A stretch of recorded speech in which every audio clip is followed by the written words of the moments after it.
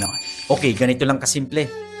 Punta ka lang sa InVideo AI V3, itype mo lang sa prompt ang nasa isip mo o imagination mo. Pwede kahit Tagalog dito. Sample ganito, gumawa ng isang montage na video, isang koleksyon ng mga clip tungkol sa mga nilalang at maiwagang elemento ng mitolohiyang Pilipino sa cinematic na estilo.